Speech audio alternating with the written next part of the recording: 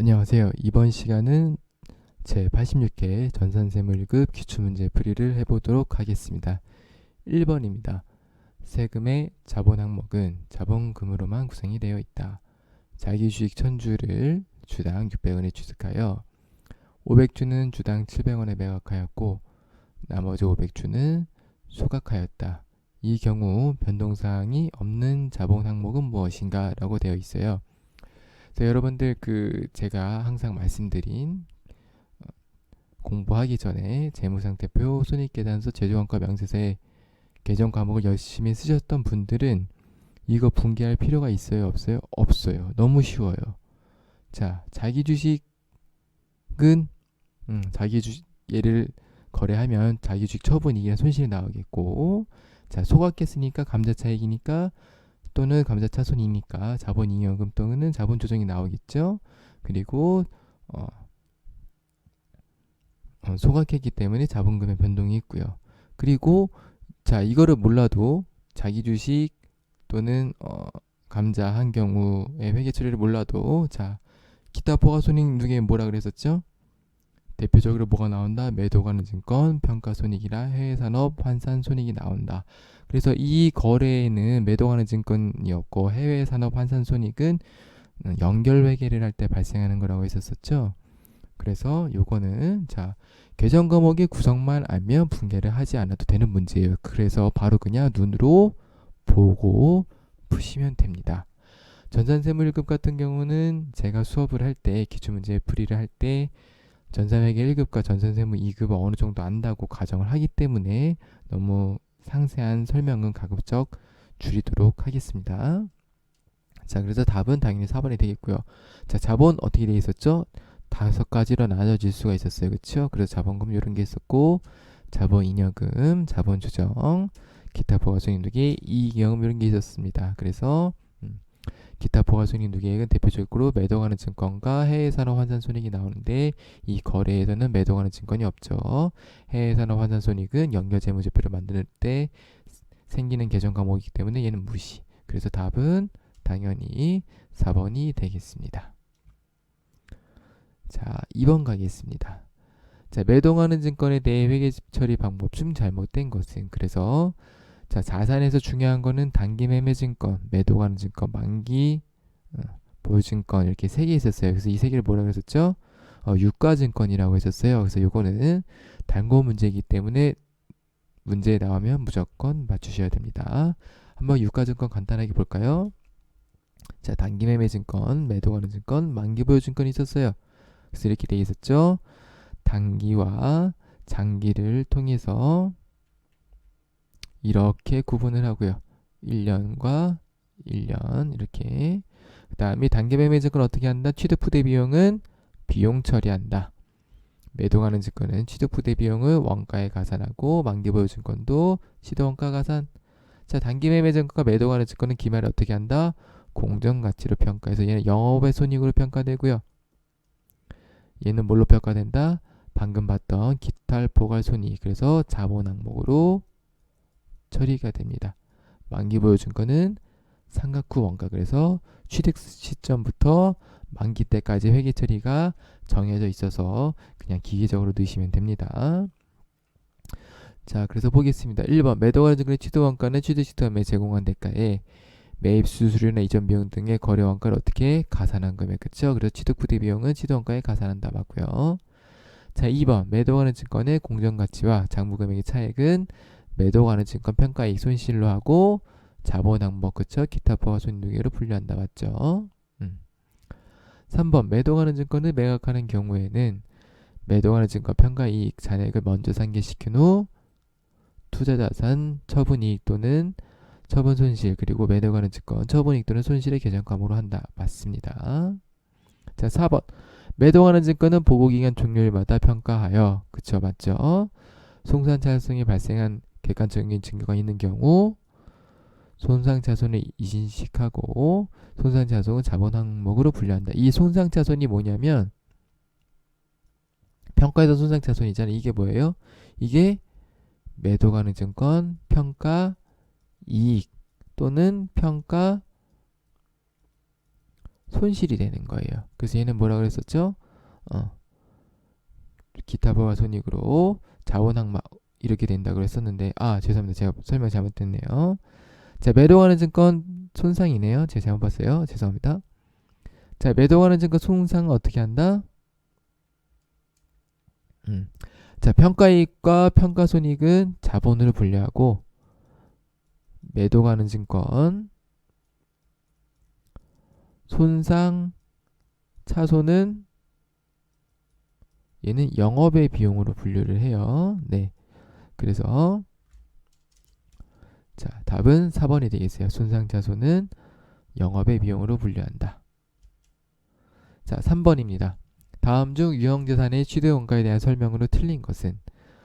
자, 보겠습니다. 1번 새 건물을 신축하기 위하여 기존 건물에 있는 토지를 취득하고 그 건물을 철거하는 경우 기존에 있는 토지를 취득했어요. 그 토지를 취득한 목적이 뭐예요? 새로운 건물을 짓기 위해서 한 거죠. 그럼 기존 건물에 있던 것들은 어떻게 되냐면 이 기존 건물에 있는 거는 어떻게 해야 되겠죠? 이 철거 비용은 건물의 취득원가가 아니라 뭐예요? 토지의 취득원가예요. 그쵸? 네.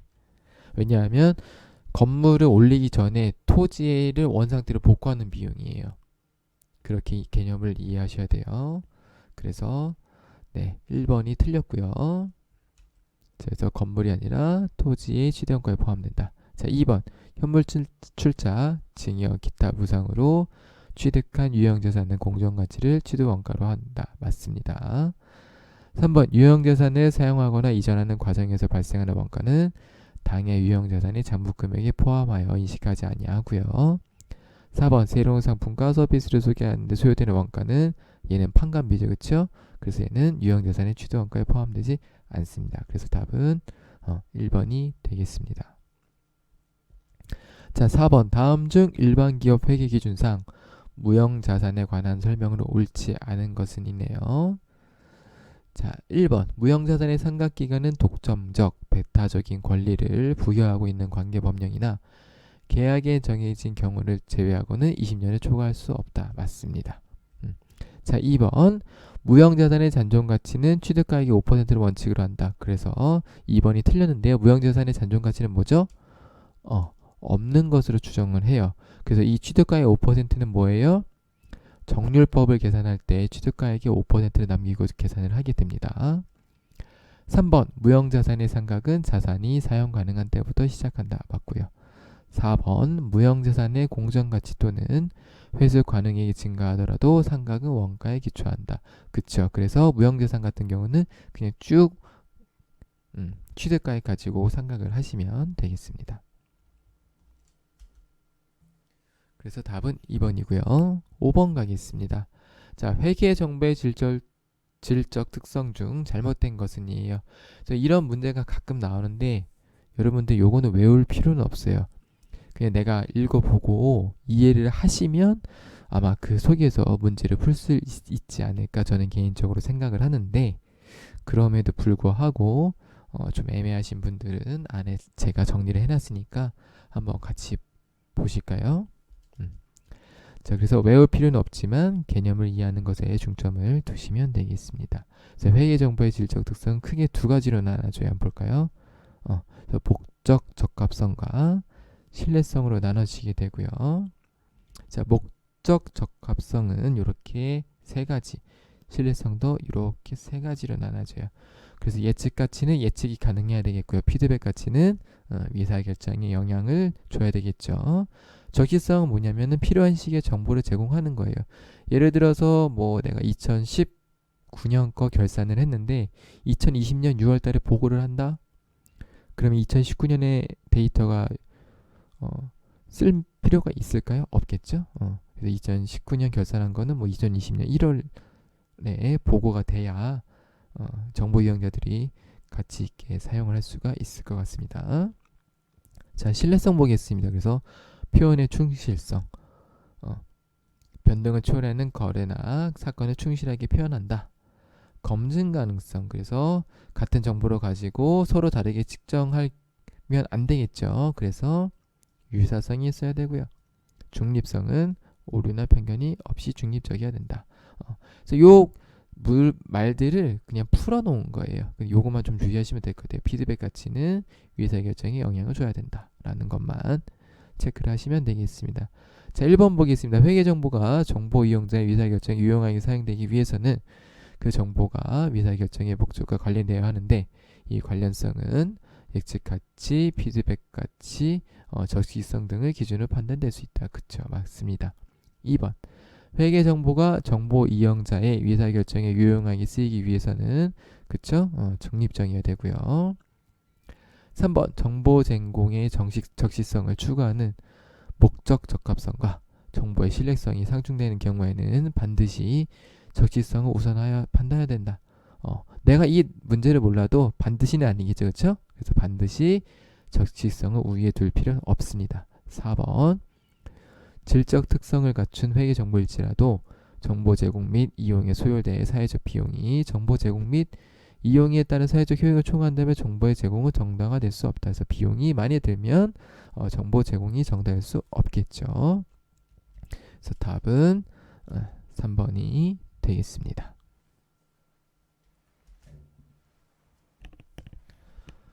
자, 6번 가나는 단일 제품을 대량으로 생산하고 있다. 원재료는 공정 초기에 모두 투입이 되고 가공비는 공정 전반에 걸쳐 균등하게 발생하며 기말 제공품의 평가는 선입선출법을 사용한다. 단기 원가 계산에 대한 자료는 다음과 같다. 그래서 선입선출법으로 사용을 해서 재료비와 가공비의 완성품 환산량 단위당 원가를 구하시오라고 되어 있습니다. 그래서 여러분들이 가장 어려워하시는 게 이거예요. 선입선출법과 평균법일 때 재료비와 가공비의 완성품 환산량을 도대체 어떻게 구해야 돼요? 어려워요. 설명도 좀 어렵고 이 개념을 이해하기는 좀 어렵습니다. 그래서 요거 제가 공식을 적어놨어요.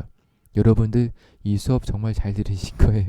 네, 제가 공식을 적어놨어요. 엄청 쉬워요. 이게 엄청 쉬운데 책마다 그 구하는 공식이라고 해야 되나 적어놨는데 솔직히 외우기 좀 어렵고 말도 좀 어렵고 그래서 제가 정말 좀 쉽게 정리를 해봤는데 물론 제가 정리한 것도 어려워하시는 분들이 있을 수도 있어요. 하지만 이거는 좀 외우셨으면 좋겠어요. 그래서 제가 표를 그려드릴 건데 이 표를 그냥 외우시면 돼요. 근데 어렵지 않거든요.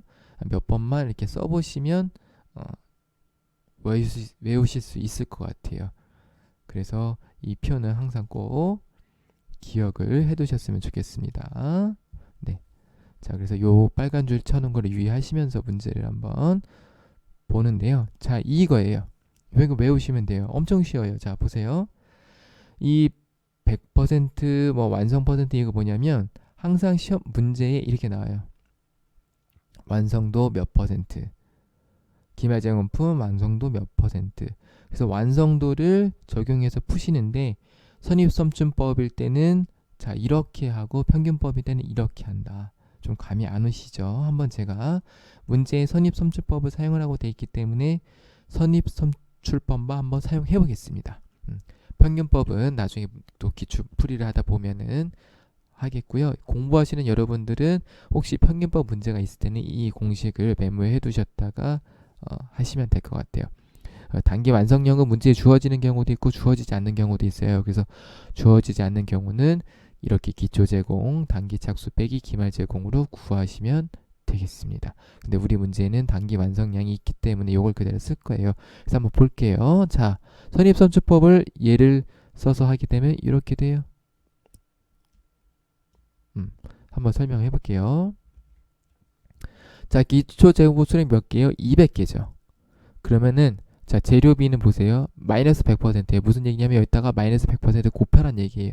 마이너스 200은 뭐냐면 자, 200개 100%를 마이너스 100%를 곱해서 마이너스 200을 만들어 준 거고 자, 가공비는 똑같이 200개인데 어떻게 해요? 완성 퍼센트를 마이너스로 돼 있죠. 무슨 얘기냐면 이 완성 퍼센트를 곱하는데 어떻게 곱해서 마이너스 그래서 200 곱하기 마이너스 20% 되면 40 마이너스 40 나와요. 다음 자 단기 완성량은 재료비와 가공비 동일합니다. 100% 넣어주시면 돼요. 단계 완성량 이거 1600 그대로 넣어주시면 되고. 자, 기말재 공품 보세요. 재료비는 100% 그대로 넣으시면 돼요. 400. 가공비는 완성 퍼센트돼 있죠. 그래서 완성도 50% 400개 50% 곱하면 200개 나와요. 그래서 이 표 외우시기 되게 쉬워요. 자, 어떻게 쓰냐면 이거 써요.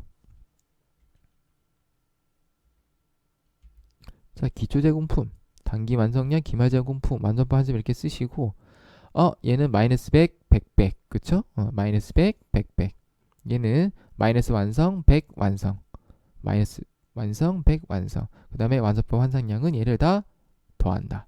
그래서 3개 3개 더하면 얼마예요? 1800이고 3개 더하면 1760이에요. 거의 다 끝났어요. 거의 다 끝났어요. 이제 여기서 이 수량 알았으니까 원가 더해서 어떻게 하면 되겠어요? 단위당 원가 그냥 구해주면 돼요. 한번 구해볼게요. 자, 재료비 단위당 원가는 맞는 거 몇 개요? 1800개. 자, 단기 발생 원가 얼마예요? 31만 5천 하면 175원 나오고요. 가공비 단위당 원가는 몇 개? 1760개에서 35만 2천 원 나누면 200개 나와요. 200원 나와요. 그래서 답은 3번이 되겠습니다. 이거 정말 놀라운 공식이에요. 꼭 외우셔서 유용하게 쓰셨으면 좋겠습니다. 자, 다음 7번. 자, 서울은 다음과 같이 결합 공정과 추가 가공 공정을 통해 제품을 생산하며 분리점에서 순실현 가치를 기준으로 결합 원가를 배분한다. 분리점을 기준으로 순실현 가치를 구하면 되겠습니다. 각 공정의 기초 및 기말 제공품이 없는 경우 제품 값에 배부될 결합 원가는 얼마인가? 그래서 결합 공정과 추가 가공 공정이 있네요. 자, 무슨 얘기냐면 이 결합 원가 5만 원을 어떻게 값 그리고 뭐 을도 있고 병도 있고 뭐 이런데요. 한번 볼게요. 문제 한번 읽어보겠습니다. 그래서 이 결합 원가 5만 원을 어떻게 한다? 순실현 가능 가치를 기준으로 해서 배부한다. 어떻게? 분리점에서 나눠서요. 보겠습니다. 자, 이 결합 공정이 있고 추가 가공 공정이 있네요. 그렇죠? 얘를 어떻게 한다? 분리점으로 이렇게 기준해서 분리를 하는 거예요. 자, 보세요. 결합 공정에서 값이 일단 분리가 되네요. 값이랑 을로 분리가 돼요. 그래서 값은 27,000원에 판매된다고 하네요. 자, 순실현 가능 가치 어떻게 구하냐면 이렇게 구해요. 매출액에서 매출원가. 자, 값 보겠습니다. 매출액 즉 판매 그쵸? 판매 금액이 이제 27,000원 원가 없죠? 그러면은 값의 순실현 가치는 27,000원이 되겠고요. 자, 을 보겠습니다. 을은 추가 가공을 거쳐 제품 병으로 판매된다. 자, 그래서 추가 가공 거쳐서 제품 병이 생산이 되었으며 원가는 2만원이 발생해왔고 병은 7만원에 판매된대요. 자, 그리고 추가 가공 공정 과정에서 부산물 정이 생산되는데 정은 3,000원에 즉시 판매할 수 있다. 부산물은 생산 시점에 순실현 가능 가치로 인식한다. 무슨 얘기냐면 부산물은 생산 시점에 순실현 가능 가치로 인식하라는 얘기는 이 정의 가치 3,000원을 어떻게 한다? 병에 가산시키면 되는 거예요. 이런 말이에요. 그래서 계산 자체는 상당히 간단한 문제인데 말이 좀 어렵게 나왔어요. 그래서 말을 좀 풀어서 이해를 하시고 문제를 푸시면 될 것 같아요. 아마 이 문제는 많이들 틀리시지 않았을까 생각을 합니다. 그래서 자, 병의 순실현 가치 한번 구해보겠습니다.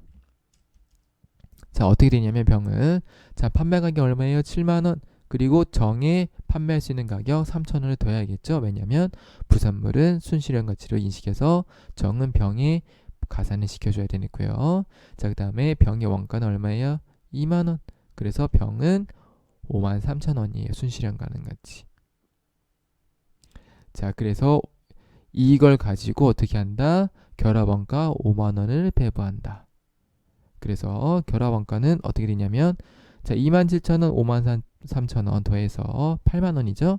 그리고 값에 배부될 걸 구하는 거기 때문에 27,000원 값에 값을 넣어주시고 5만원 곱하시면은 16,875원이 나옵니다. 그래서 답은 1번이 되겠어요. 한번 쭉 체크하시고요. 자주 나오는 문제는 아닌데 한번 정리를 하시면 좋을 것 같습니다. 자, 다음 8번. 원가에 대한 다음에 설명 중 옳지 않은 것에서 원가에 대한 개념 한번 살짝 정리를 하고 넘어가겠습니다.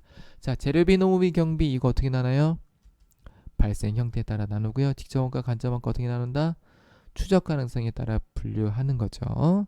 그래서 자, 요거 두 개 합쳐서 뭐라 그래요? 기초 원가 또는 직접 원가라고 하고, 자, 요거 세 개 합쳐서 뭐라고 한다? 제조 간접비. 자, 가공비는 어떻게 한다?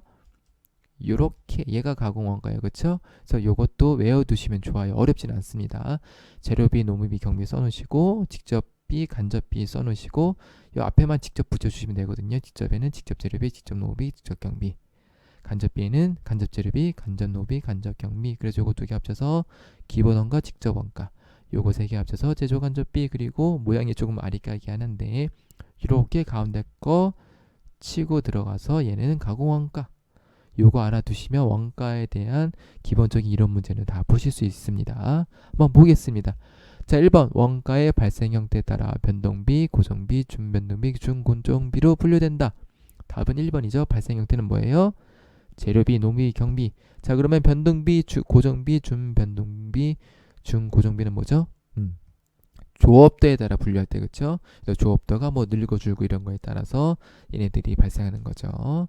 그래서 답은 1번이 되겠고요. 자, 2번 매번 원가는 대표적인 비관련 원가입니다. 그쵸? 3번 회피가능 원가는 위사결정에 따라서 회피할 수 있는 원가, 그래서 관련 원가에 해당되고요. 4번 직접 제조 경비가 없는 경우에는 가공 원가는 직접 노무비와 제조 간접비의 합이다. 직접 제조 경비가 없는 경우는 이게 맞죠. 그래서 보통 전산세무에게서는 이 직접 제조 경비에 대해서는 나오지 않는데 이번에는 지문에 나오긴 했네요. 네, 일단 참고만 해주시면 될 것 같습니다. 9번 다음의 자료를 근거로 단기총 제조 원가를 계산하면 얼마인가? 자, 전산회계 1급, 전산세무 2급에서는 요건 좀 어려운 문제일 수 있는데 전산세무 1급을 공부하시는 여러분들은 이거는 아주 쉬운 문제다. 그래서 꼭 맞추셔야 돼요. 자, 제조원가명에서 어떻게 생겼죠? 이렇게 생겼어요. 손익계산서 이렇게 생겼고 재무상태표 이렇게 생겼어요. 그래서 원래 제손 2대인데 제가 이익잉여금 처분계산서를 일단 생략했습니다. 한번 보겠습니다. 그래서 어떻게 되냐면 재료비, 노무비, 경비 더해서 3개 더해서 뭐예요? 단기총 제조원가고 여기에다 기초제공품 재고액 더하면 합계. 그리고 여기서 기말제공품 재고액을 빼면 단기제품 제조원가가 되겠고요. 자, 이 단기제품 제조원가는 어떻게 돼요? 손익계산서에 제품 매출원가에 있는 단기제품 제조원가에 들어가요. 그래서 제품 매출원가는 기초에다 단기를 더하고 기말을 빼면 됩니다. 그리고 손익계산서를 통해서 구해진 단기순이익은 재무상태표 이익잉여금의 단기순이익으로 이동을 하게 돼요. 자, 그래서 단기총 제조원가를 구해야 되는데 재료비, 노무비, 경비가 없죠. 그리고 자, 얘 있네요. 그쵸? 얘 있고 얘 있어요? 없어요? 없죠. 그럼 얘 어떻게 한다? 구하면 되겠죠. 얘를 구해야 되는데 힌트를 보니까 매출원가가 있네. 여기가 있네. 그쵸? 그럼 어떻게 하면 된다? 얘와 얘를 이용해서 구하시면 되겠습니다. 그쵸?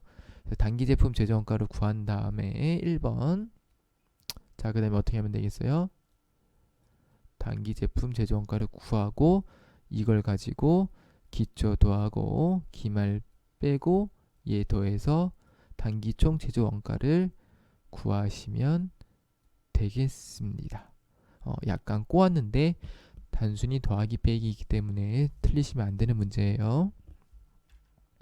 자, 그래서 보겠습니다. 매출원가는 기초 제품 재고액 더하기 단기 제품 제조원가 빼기 기말이에요.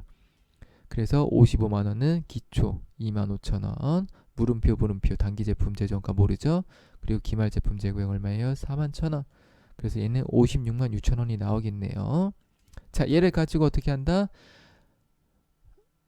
단기 제품 제조 원가를 가지고 단기 총 제조 원가를 구할 건데 여기 오타가 있네요. 죄송합니다. 자, 오타만 좀 바꿀까요?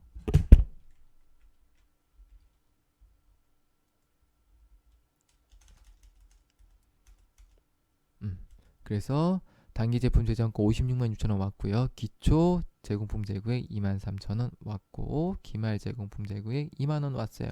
그래서 구하시면 56만 3천 원이 나오겠습니다. 그래서 답은 3번이 되겠습니다. 자, 10번. 다음 중 표준 원가 계산에서 제조 간접 원가 차이 분석에 대한 설명으로 옳지 않은 것은? 그래서 이런 것들은 좀 지저분해요, 문제가. 제가 그 이론은 5개 정도 틀려도 된다고 했었었죠. 네, 그래서 이런 것들은 그냥 읽어보시고 감으로 푸시는 거를 권장합니다. 이 한 문제 맞추려고 요거를 굳이 외우고 할 필요는 없을 것 같습니다. 자, 그래서 이런 문제들은 친절하게도 보기에 힌트를 다 줘요. 아까 봤던 뭐가 있었죠? 그 회계 질적 특성이 있었었죠. 그 문제들처럼 보기에 힌트가 있어요. 볼까요? 자, 1번 제조 간접 원가에 대한 차이 중 고정 제조 간접 원가 차이는 예산 차이와 조업도 차이로 분석한다. 2번 제조 간접 원가에 대한 차이 중 변동 제조 간접 원가의 차이는 소비 차이와 능률 차이로 분석한다. 3번 투입량 기준 예산이란 제조 간접 원가 자체를 관리해서 달성하는 목표 금액을 의미한다.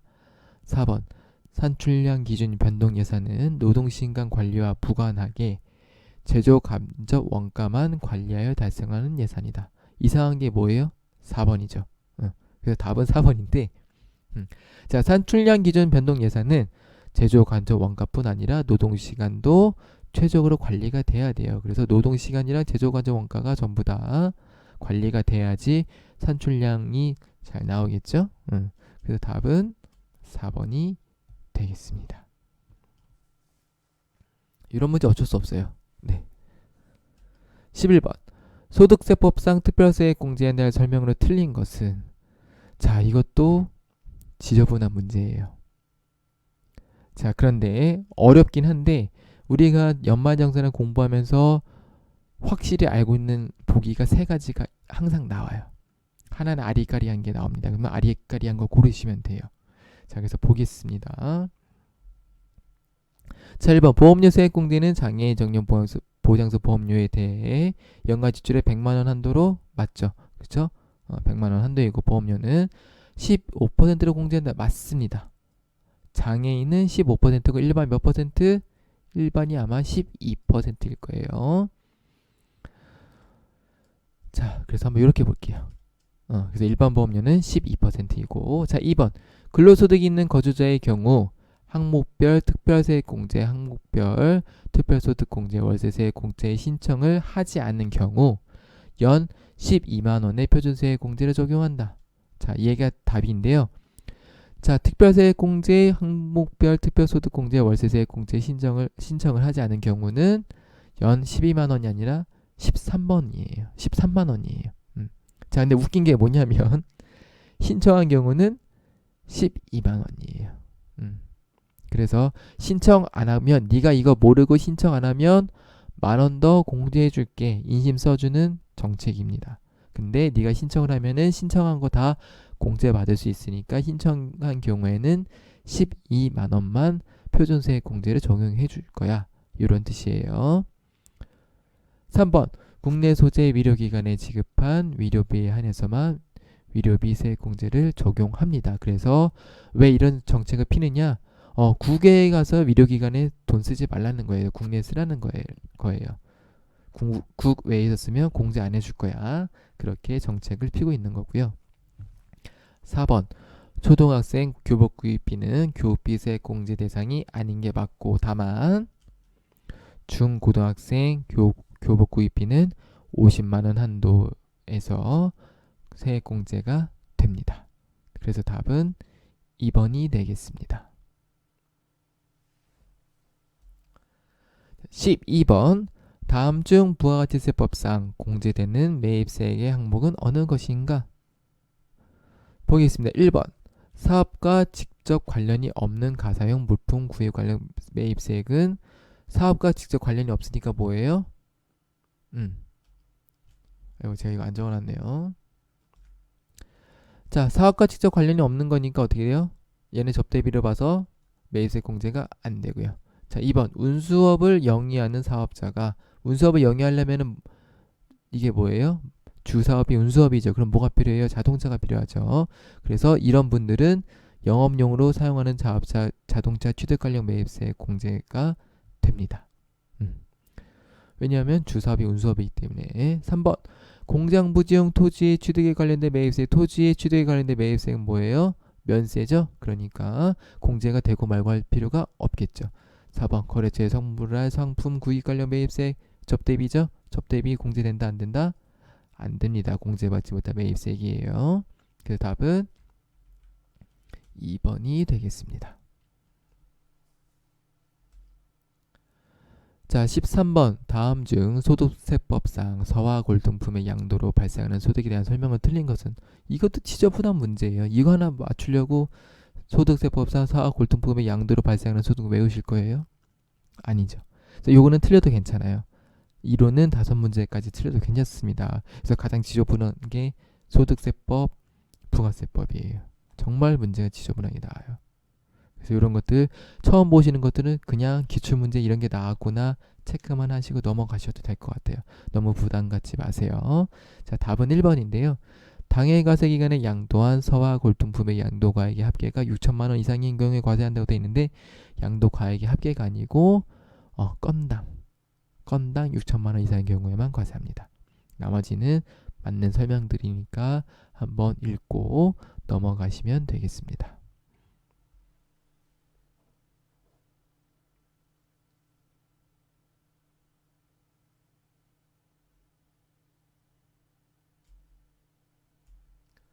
자, 14번입니다. 법인세법상 업무용 승용차에 대한 문제인데요. 업무용 승용차 같은 경우는 아마 실기도 곧 나오지 않을까 개인적으로는 생각을 하고 있어요. 업무용 승용차가 도입된 지도 아마 2017년에 도입된 걸로 기억을 하는데 17년, 18년, 19년, 3년이 지났죠? 아마 내년쯤에는 프로그램이 업데이트돼서 실기 문제도 나오지 않을까 개인적으로 생각을 하고 있는데 자, 업무용 승용차 간단하게 정리해 보겠습니다. 제가 정리하는 내용 정도만 알면 크게 이런 문제 푸는 데는 어려움이 없다고 생각을 해요. 그래서 한번 볼게요. 자, 업무용 승용차는 첫 번째 업무 전용 자동차 보험에 가입이 되어 있어야 돼요. 가입이 되어 있지 않으면 어떻게 되는죠? 전액 송금 불산입됩니다. 자, 2번 업무용 승용차는 정액법으로 5년 동안 강제 상각이에요. 무조건. 정액법 무조건 5년 무조건. 감가상각비 한도 800만 원인데 자, 부동산 임대업 중에서 일정 요건을 갖춘 경우에는 감가상각비 한도가 500만 원이 되겠습니다. 자, 마지막 운행일지가 중요한데 운행일지가 없을 경우에는 송금 한도가 1,000만 원, 그러니까 1,000만 원까지만 송금 산입이 되고 송금으로 인정이 되고 나머지 한도 초과액은 송금 불산입이 되는 겁니다. 자, 운행일지가 있을 경우에는 그쵸? 운행일지에 적힌 업무 사용 비율에 따라서 송금이 인정이 됩니다. 자, 한번 풀어볼까요? 자, 1번 해당 법인에서 2019년 1월 1일에 업무용 승용차를 취득하였다면 정액법 맞죠? 5년 강제상각 맞습니다. 2번 업무 사용 비율이 100%인 경우에는 해당 업무 승용차 감가상각비가 1,000만 원인 경우에도 감가상각비 한도 초과액은 없다. 아니에요. 무조건 얼마? 800만 원이에요. 3번 해당 사업연도에 운행기록을 작성하지 않더라도 업무용 승용차 관련 비용이 1,000만 원 이하인 경우 업무용 승용차의 업무 사용비율은 100% 인정한다. 무슨 얘기냐면 1,000만 원 송금 인정해준다는 뜻이에요. 맞죠? 자, 4번이 골 때려요. 요거는 나중에 여러분들이 실무에 가시면 정말 골 때리는 지문인데 왜 이렇게 해놨는지 모르겠어요. 아마 이거는 조만간 개선이 되지 않을까 개인적으로 생각을 하고는 있습니다. 자, 무슨 말이냐 보세요.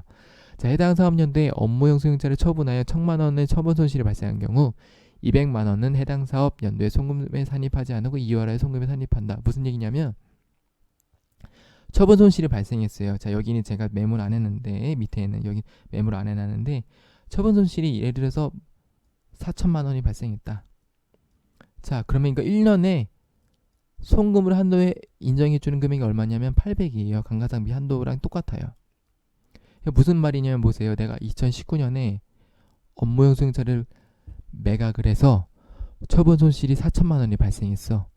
근데 1년에 800만 원만 송금 산입이 되죠. 그럼 19년도 말에 얘는 어떻게 됐냐면 아이고, 아이고 날려버렸다. 아이고. 자, 다시 해볼게요. 처분 손실이 4천이 발생했어. 19년도에요. 그러면 송금이 800만 인정이 돼요. 그 무슨 얘기냐면 3,200 어떻게 하는 얘기예요? 송금 불산입해서 유보 처리하라는 얘기예요. 그쵸? 19년도 말에. 자, 그럼 어떻게 하냐? 20년도에 어떻게 해요? 또 800 송금산이 있대요. 그러면 어떻게 된다? 20년도 말에는 2,400 유보 또 시켜야 돼요. 자, 21년도 또 그럼 얼마? 1,600. 자, 2022년도 800. 자, 2023년도 800에서 이제 없어지는 거예요. 이게 무슨 얘기냐면 정말 어이가 없는 지문인데, 자, 내가 19년도에 필요가 없어서 유형자산을 처분해서 매각을 했어요. 그럼 회사 입장에서는 내가 싸게 판 것도 억울하잖아요. 그쵸? 내가 4천만 원 싸게 팔아서 처분 손실이 4천만 원 생긴 것도 억울한데 어떻게 하래? 800만 원만 인정하래. 무슨 얘기야? 3,200은 이거에 대해서는 법인세 내란 얘기예요. 이런 세무 조정이 도대체 어디 있어요? 안 그래요? 그러면 내가 19년에 팔아서 처분 손실이 4천만 원이 생기면 2023년까지 세무 조정하라는 얘기야. 정말 어이가 없는 법이에요. 이거는 뭐 고쳐야겠죠, 그렇죠? 조만간 빨리 고쳤으면 좋겠어요. 회사 입장에서는 정말 어이없고 터무니없는 세무조정 사항이 되겠습니다. 그래서 4번은 여러분들 읽고 좀 말이 안 되는데 이렇게 생각하시면 안 돼요. 이거는 법에서 이렇게 되어 있기 때문에 무조건 이렇게 해야 됩니다. 그래서 4번 오답으로 고르시지 않으셨으면 좋겠습니다. 그래서 답은 2번이 되겠습니다. 한도는 800만 원이다.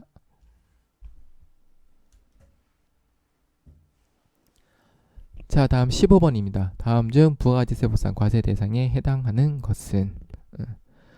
자, 요거는 그냥 법에 열거가 되어 있는 건데요. 읽으셔도 크게 바로 푸실 수 있을 거라고 생각을 해요. 자, 1번. 사업자가 사업용 자산을 상속세 및 증여세법, 지방세법의 규정에 따라서 물납하는 경우. 이게 무슨 얘기야? 세금을 어떻게 하래요? 세금을 내 자산으로 낸 거예요. 과세 대상에 해당되겠어요? 아니죠. 세금 낸 거니까. 자, 2번. 경매, 수용, 현물, 투자 그 밖의 계약상 또는 법률상의 원인에 따라 재화를 인도하거나 양도하는 경우. 그죠? 재화를 공급하는 경우니까 답은 2번이 되겠고요. 3번. 민사집행법에 따른 경매에 따라 재화를 인도하거나 양도하는 경우는 아니고요. 4번. 이런 경우에도 아닙니다. 권리를 제공하는 경우는 아니고요. 그래서 답은 2번이 되겠습니다. 자, 잠깐 스트레칭 좀 하시고요. 이제 실기를 할 건데요. 실기 같은 경우는 제가 꼭 필요하다는 것들만 한번 실습을 할 거고요. 그렇지 않은 뭐 간단한 일반 조평 입력 같은 것들은 실기를 생략을 하도록 하겠습니다. 자, 실기 문제 바로 넘어갑니다. 1번. 자,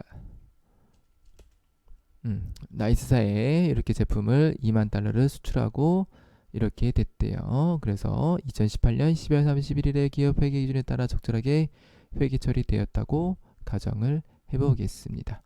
자, 그래서 2018년에는 환율이 이렇고요. 2018년 기말은 이렇고 2019년에는 이렇게 돼 있다. 볼까요? 자, 2018년 10월 10일 날 내가 매출을 했어요. 자, 근데 2018년 12월 31일 날 기업 회계 기준에 따라 적절하게 회계 처리가 되어 있다고 가정하기 때문에 외화 평가를 했겠죠. 그 다음에 2019년 3월 30일 날 매출 대금을 입금을 받았습니다. 그래서 2018년 10월과 예외회계 처리 그리고 예외회계 처리를 한번 볼게요. 자, 2018년 10월 10일 매출이 발생했습니다. 얼마에? 환율이 1,100원이고 2만 달러니까 2,200만 원이 이렇게 발생을 했겠죠. 자, 그래서 회사는 2018년 12월 31일 날 외화 평가를 합니다. 어떻게 해요? 이렇게. 그래서 환율이 얼마 올랐어요? 200원 올랐죠. 200원 올랐는데 2만 달러니까 2만 달러 곱하기 200원 하면 400만 원이 나오죠. 그래서 외상 매출금 400만 원 늘려주고 외화 환산 이익 400만 원이 되겠죠. 자, 2019년 3월 30일 우리의 문제네요. 그쵸? 일반 조폐 입력을 하시면 되는데, 자, 일단은 어떻게 해요? 외상매출금 대금 받았죠. 외상매출금 잔액 얼마예요? 2018년 기말 기준으로 2200 더하기 400해서 2600이 되겠고요. 자, 보통 예금 얼마 들어와요? 2019년 3월 30일의 환율이 1150원이니까 2만 달러 곱하기 1150원 하면 2300만 원이 되겠습니다. 이 차익은 뭐예요? 나의 환율 차이로 인한 손실이죠. 그래서 외환자손 300만 원이 차변에 들어오면 되겠습니다. 크게 어려운 문제는 아니었고요. 자, 2번 바로 넘어가겠습니다. 자, 4월 11일 제조부에서 사용하던 기계장치가 화재로 인해 소실되어 동일 날짜의 안전보험으로부터 보험금을 청구하여 980만 원을 입금받았습니다. 자, 그래서 한번 볼까요? 자, 붕괴를 할 때는 항상 내가 가능하면 돈이 들어오거나 또는 돈이 나간 것부터 입력하시면 편하다고 했었죠. 그래서 돈이 들어온 것부터 입력을 해볼게요. 자, 보통예금으로 들어왔으니까 차변의 보통예금이 이렇게 증가를 하고요. 자, 소실됐대요. 소실됐다는 얘기는 얘가 처분된 거랑 똑같은 거예요. 기계장치가 처분. 그래서 기계장치의 처분 회계 처리와 동일하게 한번 해보겠습니다. 대변에 기계장치 취득가액 1800 죽여주시고요. 차변에 감루액 850 죽여주시고 국고보조금으로 샀나 보네요. 그렇죠? 국고보조금도 똑같이 죽여주시면 되겠습니다. 자, 그럼 나머지 차익은 뭐예요? 내가 보험금을 받음으로 인해서 생긴 차익이죠. 그래서 이럴 때 쓰는 계정 과목이 보험 차익 또는 보험 차손이에요. 한번 볼까요? 자, 1800이고 얘 더하면 얼마죠? 980 더하기 980만 더하기 850만 더하기 300을 하면 2130만 원이네요. 그럼 차이는 얼마예요? 330만 원인데 자, 이익이네요. 그렇죠? 차대가 안 맞는데 차변이 더 크니까 대변에 보험 차익을 이렇게 넣어주시면 되겠어요. 자, 검사는 어떻게 하느냐? 자, 기계장치의 장부가액을 구하시면 돼요. 장부가액 얼마예요? 1800에서 빼기 850 그리고 빼기 300 하면은 장부가액이 나오죠? 네, 한번 제가 계산기로 해보겠습니다. 1800 빼기 850 빼기 300 하면은 650이 나오네요. 장부가액은 650. 자, 그럼 무슨 얘기냐? 장부에 650으로 달려있던 기계장치를 보험금 얼마 받았어요? 980 받았네. 그러면은 이득이 얼마예요? 980 빼기 650 하면 330 나오죠. 그래서 이렇게 검토를 하시면 되겠습니다.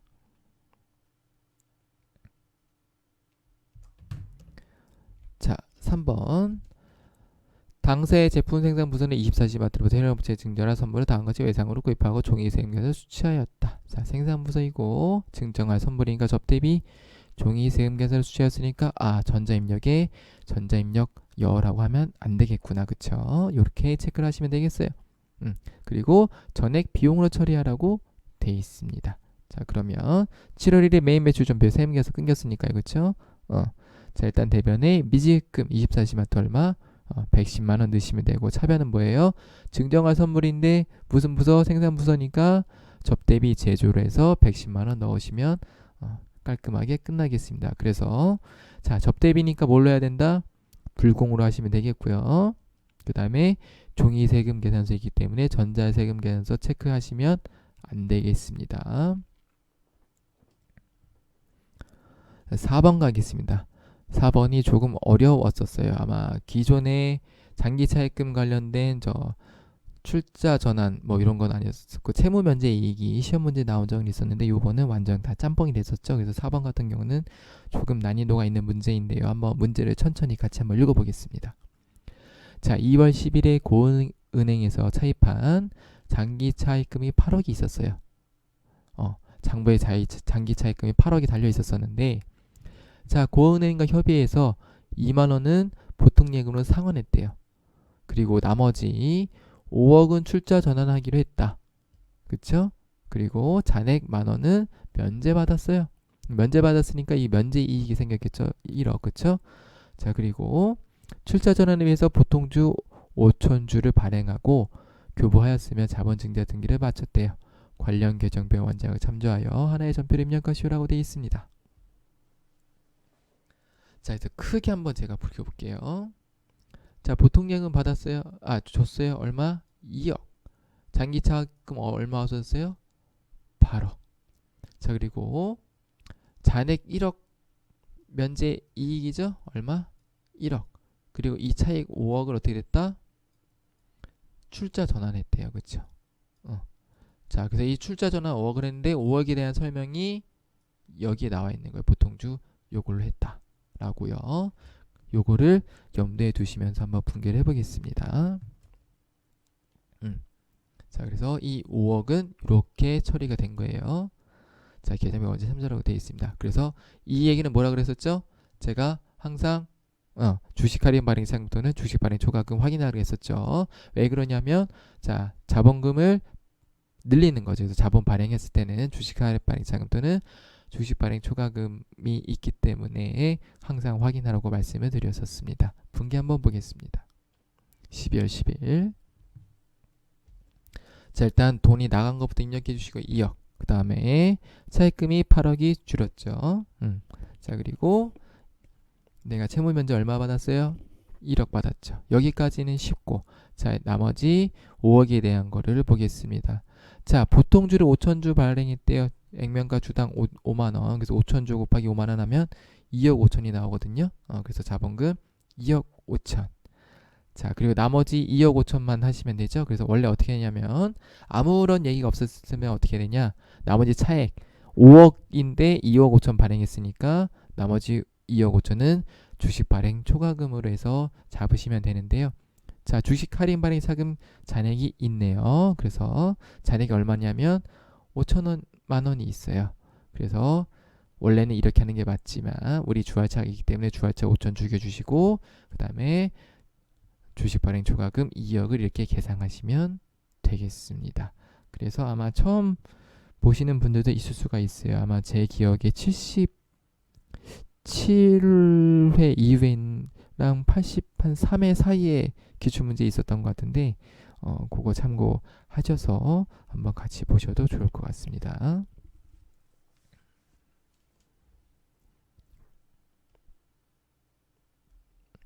자, 그 다음에 부가세 문제입니다. 자, 1번 당사는 과세사업과 면세사업을 겸용하는 사업자이다. 기장된 자료는 무시하고 다음 자료에 위하여 2019년 1기 확정 신고에 대한 공제받지 못할 매입세액 내역, 공통 매입세액의 정상 내역을 작성하시오. 단 매입 매출 입력 전표는 생략한다. 자, 그래서 1기 확정이고요. 매입 매출 전표 입력은 생략. 자, 보겠습니다. 자, 그리고 1번 2019년 제1기 확정 매입 자료는 다음의 자료가 포함되어 있다. 모든 금액은 공급가액이고 매수 입력은 생략. 자, 토지 자본적 지출 관련 매입세액 200만 원이 있고 접대비 및 이와 유사한 비용 비용 관련 매입세액에서 60만 원이 있어요. 자, 토지의 자본적 지출이니까 요거 공제 못 받고요. 접대비도 공제 못 받죠.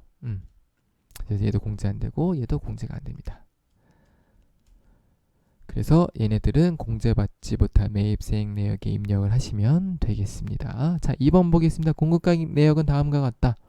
그래서 자, 이런 표가 있고 2019년 제1기 과세사업과 면세사업 공통매입세액에서는 5천만 원 공급가액이 있고요. 예정신고 기간에 공통매입세액에 대한 불공제 매입세액은 100만 원으로 가정한다. 한번 볼까요? 자, 그래서 이 내역들은 공통 매입세액의 정산 내역으로 입력을 하시면 되겠고요. 자, 얘네들은 어떻게 한다? 과세사업과 면세사업 겸용할 때는 당해가세 기간으로 처리를 하시면 되겠습니다. 자, 그래서 총 공통 매입세액 입력하는 칸에는 얘를 확인하셔서 500만 원 입력하시면 되고요. 총 공급가액 얼마예요? 면세사업 1억 더하기 2억 해서 3억, 과세사업 4억 더하기 3억 해서 7억을 입력을 하시면 되겠고요. 마지막으로 예정신고기간 공통매입세액에 대한 불공제 매입세액은 100만 원 입력을 하시면 되겠습니다. 자, 그래서 얘를 가지고 한번 입력을 해볼까요? 이게 화면이 좀 작아서 보일지 잘 모르겠습니다. 일단 한번 해보겠습니다. 자,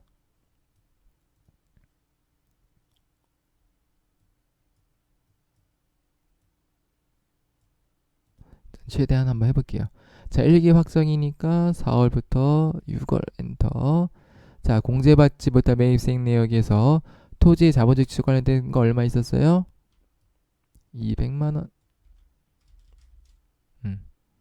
그리고 접대미 및 이와 유사한 비용 60만원. 자, 이렇게 입력하시면 되겠고요.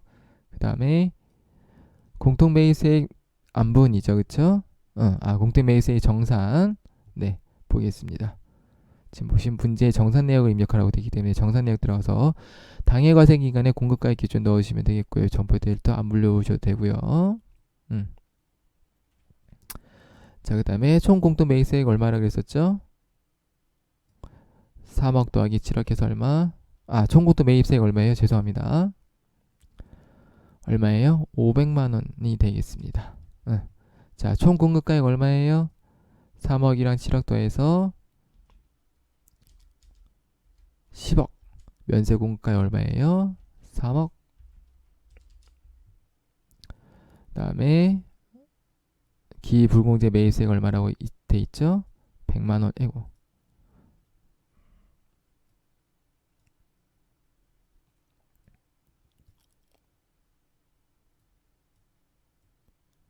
어, 100만원이죠? 네, 그래서 이렇게 입력을 하시면 되겠습니다.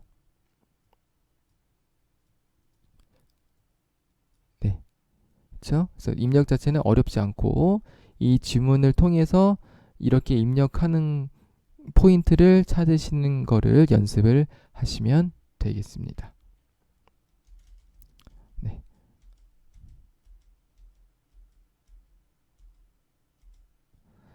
자, 2번입니다. 다음 주어진 자료를 보고 2019년도 제2기 확정 신고 시 대손세 공제 신고서를 작성하시오 돼 있습니다. 그래서 대손세 공제 신고서를 작성할 때 유의할 사항은 뭐예요?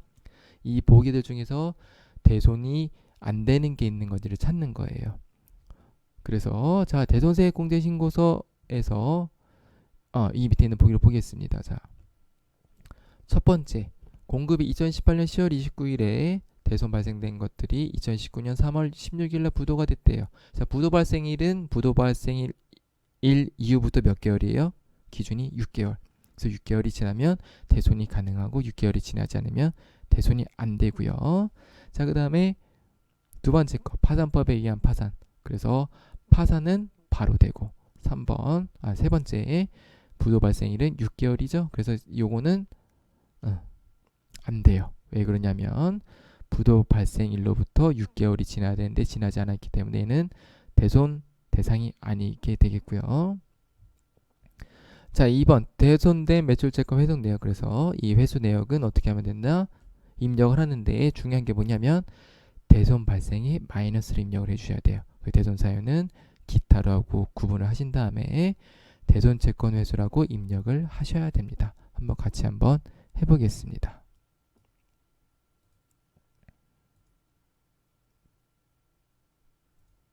자, 대손세 공제 신청서고요. 2기 확정이네요. 10월부터 12월. 자, 입력하시면 되겠습니다. 대손 확정일 얼마냐면 여기 안 보이네요. 제가 이렇게 좀 해볼게요. 2019년 3월 16일 대손 금액이 440만원 입력해 주시면 되고,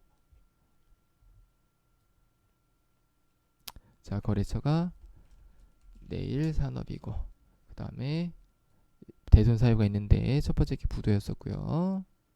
자, 그 다음에 두 번째 2019년 11월 12일 550만원이고 거래처가 미래컴제. 대손 사유가 파산이네요. 파산. 자, 3번 요 밑에 거를 입력할 거예요. 자, 2019년 12월 23일이래요. 2019년 12월 23일 대손 금액이 얼마냐면 1320만원. 그 다음에 거래처가 공간 라인이고 아이고, 요거를 마이너스 입력해 주셔야 돼요. 항상 중요한 게. 네. 그리고 요건 어떻게 한다? 직접 입력 누르시고 대선 채권 회수라고 입력을 하시면 되겠습니다. 자, 이렇게 마무리가 되겠습니다.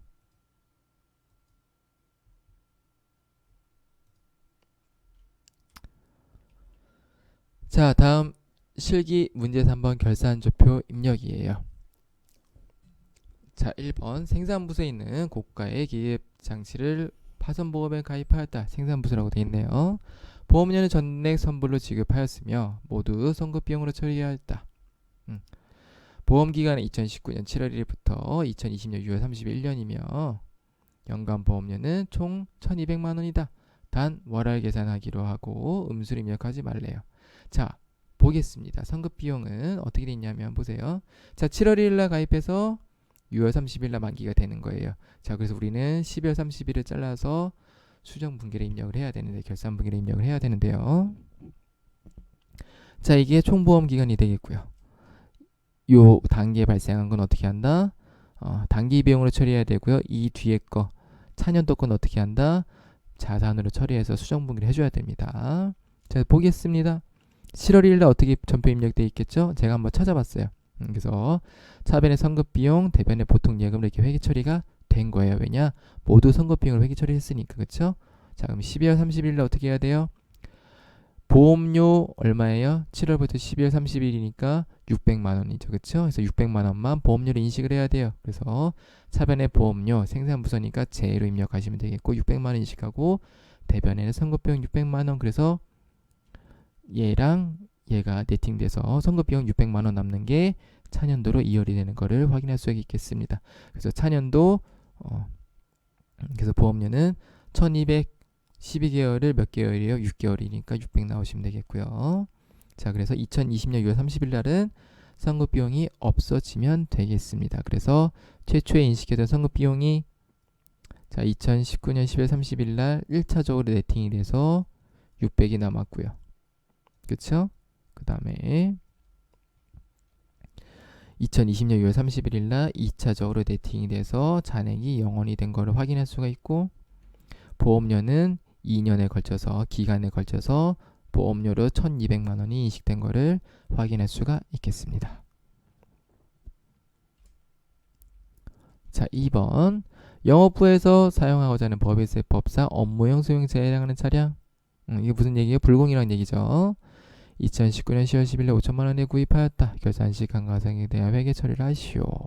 그래서 내용 뉴스 5년 정해법으로 원할 삼각함 10조잉. 네, 보겠습니다. 바로. 얘는 불공제예요. 2019년 10월 10일 날 차량 취득했으니까 이런 전표가 있겠죠. 그쵸? 그래서 이런 전표를 입력을 해놨더라고요. 자, 그 다음 2019년 10월 31일 날 강가상각비 구해야 되는데 5년이니까 어떻게 돼요? 250만 원이 나오겠죠. 어떻게 나왔어요? 자, 취득가액 5천만 원에 어떻게 해요? 5년 상각이니까 나누기 5하고 개월수 몇 개월이에요? 10월, 11월, 12월이니까 몇 개월? 3개월. 그래서 12분의 3을 곱하면 250이 나옵니다. 그래서 입력할 때 주의하실 거는 영업부니까 강가상각비 뭐로? 판. 얼마? 250. 그리고 감루액 차량 운반구로 입력을 해주시면 되겠습니다. 네, 이런 것들은 그냥 간단하게 맞추셔야 돼요. 전산세물 1급에서는요. 자, 3번 재고자산 실질조사 결과 기말 내역은 다음과 같으며 주 신화상사와 위수탁 계약을 맺어 단기에 발송한 제품 중 수탁자가 아직 판매하지 않은 제품 150만 원은 실질 재고조사 결과에 포함되어 있지 않다. 말이 어렵네요. 읽는 것도 어렵네요. 좀 결국 뭐예요? 신화상사와 위수탁 계약을 맺었는데 수탁자가 어떻게 했대요? 150만 원 안 팔았대요. 그럼 무슨 얘기다? 수탁자가 판매하지 않은 것보다 내 재고다. 그쵸? 그래서 기말 재고액은 원재료 300, 제공품 550, 기말 제품은 530에 안 팔린 거 150에서 680이에요. 쉽죠? 그래서 요거는 자동 결산으로 입력하시면 되겠습니다. 결산자료 입력 들어가셔서 결산기간 1월부터 12월 하시고 기말에 입력하신 다음에 결산 전표 추가를 클릭하셔서 Y 누르시면 되겠습니다. 얘도 쉽죠? 네. 4번 단기 법인세 총 부담세액은 700만원, 법인세 문지방송세는 70만원이다. 법인세 중간예납액 200만원과 원천납부세액 50만원은 선납세금으로 계상되어 있다. 그쵸? 그럼 선납세금 어떻게 하는 얘기를 없애란 얘기죠. 그쵸? 보겠습니다. 자, 12월 31일 날 어떻게 법인세가 총 얼마예요? 700만원에 70이니까 770 인식하시면 되고요. 원래는 어떻게 하면 돼요? 미지급세금 770 하시면 되는데 선납세금이 있으니까 선납세금 얼마예요? 200 더하기 50에서 250을 없애주시고 나머지 내가 내야 될 돈은 얼마다? 520만원이다. 그쵸? 그래서 내가 선납으로 낸 게 250만원이 있으니까 내가 내년 3월 31일 날 내야 되는 세금은 얼마다? 520만원만 나가면 되겠습니다. 그래서 3월 31일 날 분계가 이렇게 되겠죠?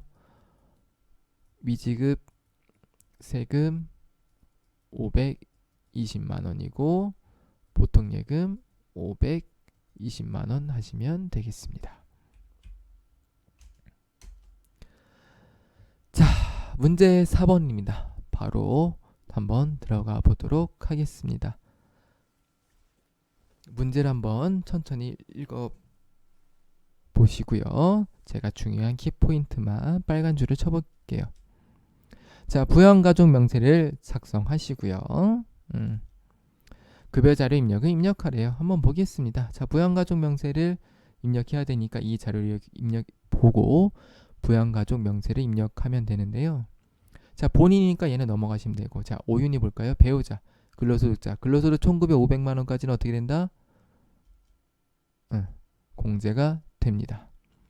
자, 강윤주 어머니 볼게요. 장애인이고요. 그리고 저작권 사용료인 인쇄 총 수익 금액이 600만원 있다. 이게 좀 어려운 포인트예요. 보세요. 자, 저작권 사용료 인쇄 총 수익 금액이 뭐예요? 기타 소득이에요. 그래서 기타 소득은 필요금비가 있으니까 660 곱해서 240만원. 이게 소득 금액이죠. 그쵸?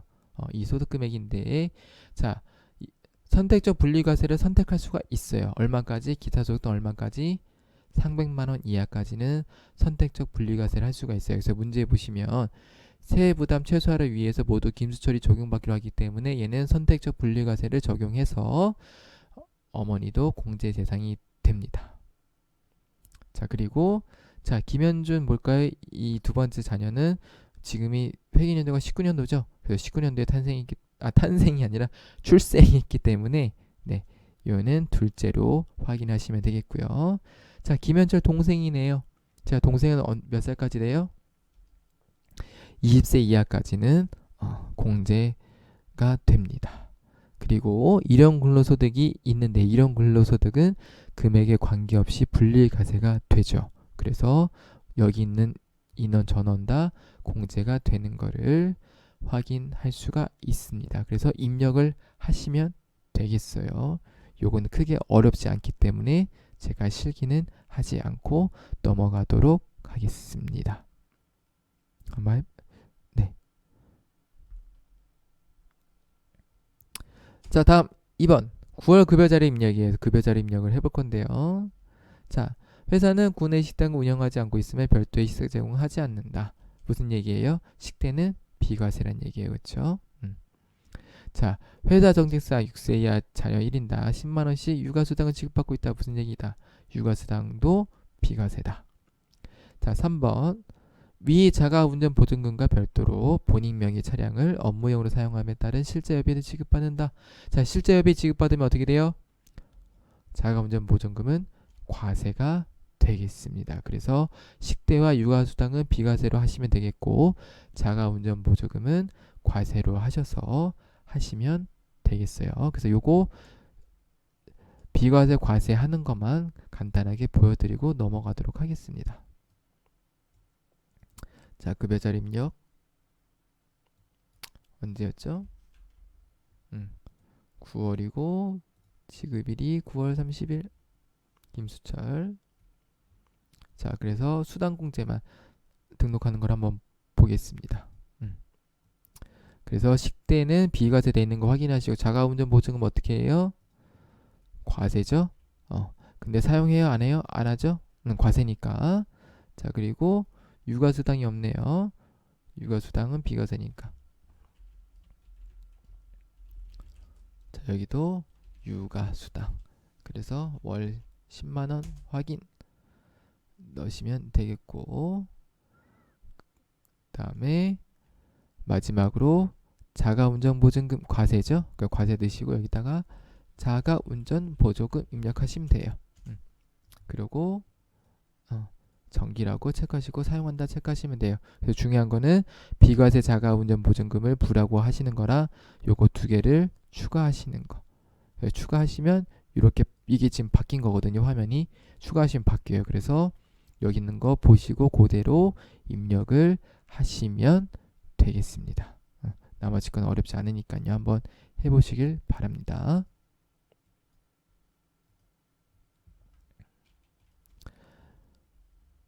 자, 2번 당사는 6월 5일에 세무사 최현준을 초빙하여 담당 실무자를 대상으로 세법 강의를 실시하고 강연료로 30만원을 지급하였다. 기타소득 인력사항을 등록하시고 기타소득자를 입력하시오. 자, 요건 그냥 문제 있는 그대로 입력을 하면 되는데요. 한번 해볼까요? 자, 첫 번째로 기타소득자 등록을 하시면 되겠습니다. 그래서 이 코드가 00001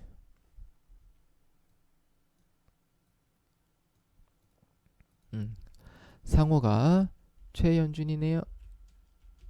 그래서 거주자 요 보시고 입력하시면 돼요. 거주자이고 소득구분이 강연료죠. 강연 이렇게 입력하시면 나옵니다. 자, 내국인이고 국가코드 당연히 뭐겠어요? 대한민국. 그 다음에 생년월일은 1981년 2월 10일 주민등록번호 81021018121 그리고 내국인 주민등록번호 있죠. 그래서 이렇게 입력을 해주시면 되겠습니다. 그러고 끝났죠? 나가시고요. 자, 그 다음에 기타 도로 자료 입력 바로 하시면 되겠습니다. 날짜만 유의하시면 돼요. 자, 2019년 6월 5일 지급했으니까 6월 5일 코드 F2 눌러서 최현준 등록한 거 확인하시고 얼마 지급했죠? 30만원이네요. 30만원. 그럼 필요경비 자동으로 계산돼서 소득세까지 나옵니다. 끝이에요. 쉽죠? 네, 이렇게 입력하시고 마무리하시면 되겠습니다.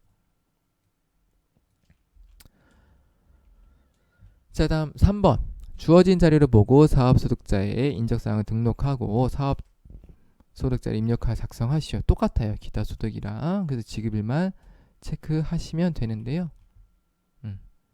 요것도 한번 빠르게 해보겠습니다. 자, 사업소득자 똑같이 코드 00001 이름이 이인수네요. 소득구분이 뭐냐면 자문고문으로 돼 있어요. 여기 보시면은 자문고문으로 돼 있네요. 내국인이고 주민등록번호가 87043010253111 사업자 등록번호 필요 없죠? 그래서 이렇게만 입력을 하시면 되겠습니다. 그리고 바로 사업소득 자료 입력 가서 지급일이 10월 20일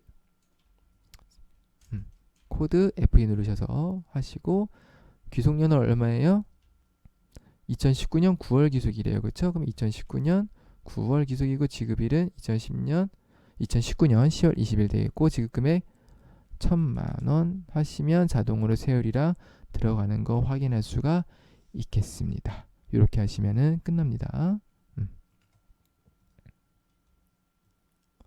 자, 그래서 이렇게 해서 문제 4번 소득세까지 완료를 하였고요. 마지막으로 법인세. 법인세는 다 같이 하면서 실습을 해보도록 하겠습니다. 자, 바로 넘어가 보도록 하겠습니다. 자, 1번 수입금액 조정 명세서 및 조정 후 수익금액 명세서를 작성하고 세무 조정하시오. 그래서 수입금액 조정 명세서에서 체크아웃 포인트는 뭐예요? 매출이 누락된 게 있는지 또는 뭐 매출과 해당되는 원가가 누락되는지 체크하시면 되겠고요. 조정 후 수익금액 명세서에서 체크할 때 건 뭐다? 수출이 있는지 확인하시면 되겠고요. 그리고 부가세 신고한 거와 회계에서 인식한 매출 금액 차이가 있는지를 확인하시면 되겠습니다. 그래서 포인트를 한번 짚어볼까요? 두 개를 입력을 해야 되는데, 자, 빨간 줄로 되어 있는 거는 수익금액 조정 명세서에서 입력을 하셔야 되고, 파란 줄로 되어 있는 거는 조정 후 수익금액 명세서에서 입력을 하시면 되겠습니다. 보겠습니다. 얘는 조정 후 수익금액 명세서고요. 자, 2번 보겠습니다. 전자세무서에 미리 발급하고 당사에 통보하지 않은 제품 매출, 그래서 이 제품 매출 80만 원 입력하고 관련된 원가 입력하고 세무 조정 하시면 되겠어요. 그렇죠? 그래서 부가세 및 가산세 등 고려하지 않는다. 3번 제품과 제조원가 200만 원과 시가를 매출에서 다음과 같이 회계 처리하였다. 이에 대한 부가세 신고 적정하게 이루어졌다. 그래서 여기서 포인트는 뭐냐? 시가예요. 그렇죠? 그래서 시가가 매출액, 부가세는 여기 440만 원이 있죠. 무슨 얘기냐면 부가세 예수금 40만 원이니까 부가세 신고 얼마나 됐겠어요? 공급가액이 400만 원을 됐어요. 그래서 시가 400만 원을 체크하시면 되겠습니다. 그래서 한번 입력을 해보도록 하겠습니다.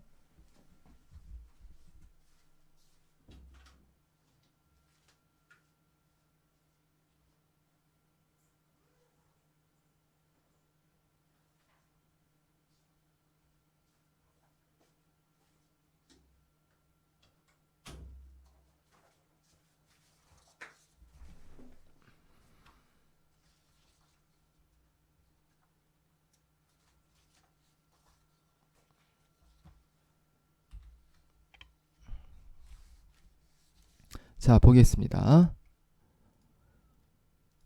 일단은 중요한 게 뭐예요? 법인세로 들어갈 때는 어떻게 한다? 회사를 변경해 주셔야 돼요. 그래서 한양전기라고 되어 있습니다. 네. 자, 수익금액 조정 명세서부터 입력을 해볼 건데요. 보겠습니다. 자, 그래서 여기 있는 걸 가지고 입력을 할 건데요. 자, 매출이는 계정 과목 제품 매출 수익금액 얼마예요? 35억이네요. 그리고 또 입력해 보겠습니다. 상품 매출 수익금액 24억 500만원. 이렇게 하시면 되겠고요. 누락된 게 얼마예요? 매출 누락된 게 80만원이죠. 그래서 누락되었으니까 어떻게 하면 된다? 가산에 80만원 입력하시면 되겠고요. 자, 이게 끝이 아니죠? 세무 조정하기 전에 자, 기타 수익금액 조정 가셔서 구분에 입력을 해주셔야 됩니다. 그래서 얘가 뭐냐면 제품 매출이 누락됐으니까 그냥 제품 매출 이렇게 쓰셔도 돼요. 크게 뭐 상관은 없습니다. 코드를 이용해서 입력할 수도 있는데 그냥 입력하지 않으셔도 상관없어요. 수익금 얼마예요? 80만원. 대응 원가 얼마? 40만원이라고 돼 있죠. 그래서 40만원 이렇게 입력하시면 되겠고요. 비고는 크게 입력하지 않아도 상관은 없어요. 근데 이제 매출 누락이 돼 있다고 돼 있으니까 입력은 해보겠습니다. 매출 누락. 자, 그래서 이렇게 입력을 하신 다음에 금액 확인하시고 어떻게 하냐? 조정 등록. 그러면은 자동으로 이렇게 나오기는 해요. 그래서 어디 있냐면 여기들의 입력한 것들이 자동으로 떠서 세무 조정 크게 어렵진 않은데 한번 해보겠습니다. 그래서 입력할 때는 항상 어떻게 한다? 직접 입력 체크해 주시고요. 자, 입금 산입해야겠죠? 매출 누락된 거 그렇죠? 그래서 제품 매출 입금 산입 얼마? 80만원. 소득처분 유보. 자, 송금 산입 똑같이 해주면 됩니다. 매출 원가를 송금에 산입해야겠죠. 제품 매출 원가 얼마? 40만원. 그래서 얘도 유보로 처리하시면 되겠습니다. 자, 그리고 이렇게 했으면 이 다음에는 조정 후 수익금액 명세서를 입력하시면 돼요. 그래서 중요한 건 뭐냐면 수익금액 조정 명세서를 입력하시고 그 다음에 얘를 입력하셔야 돼요. 순서 중요합니다. 자, 보겠습니다. 그래서 일단 전자부품 요거 코드 불러왔죠. 그래서 다음에는 요 있는 코드도 한번 같이 불러볼게요. 503007. 그래서 상품 매출을 이렇게 불러오시면 되겠고요. 자동으로 입력되어 있는 것들 우리가 수익금액 조정 명세서에 있던 35억 80과 24억 500만 원이 들어온 거를 확인할 수가 있겠습니다. 자, 그 다음에 이 수출 영세율 대상에 입력을 해줘야 되는데요. 그쵸? 여기 어떻게 입력하냐면 직접 입력하는 게 아니라 어떻게 해요? 국내 생산품에 입력을 하고 수입 생산품에 입력을 해서 이제 자동으로 들어가는 거예요. 그래서 자 3억이기 때문에 제가 여기서 3억을 빼보겠습니다. 이렇게. 자, 그리고 수입 상품 들어갔죠? 얘는 없는 거죠? 0 이렇게 입력하시면 자동으로 차액이 수출 영세율 대상에 들어갑니다. 그래서 30만 원이요. 죄송합니다. 3억을 이렇게 넣으시면 되겠고요. 자, 그다음 과세 표준과 수익금액 차액 검토인데요. 얘는 첫 번째 어떻게 하냐면 이 부가세 과세 표준을 분류해야 돼요. 그래서 요거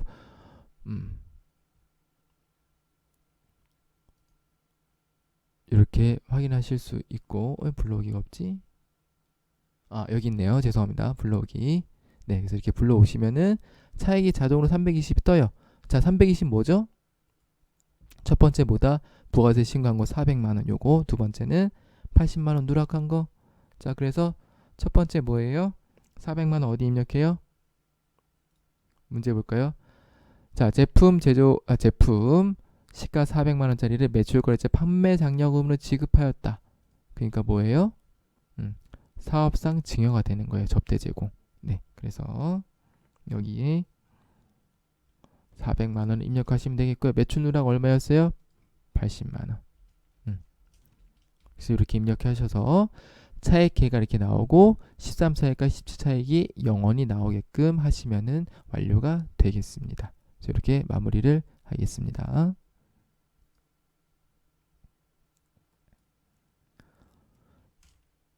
자, 그래서 다시 한번 풀고 갈까요?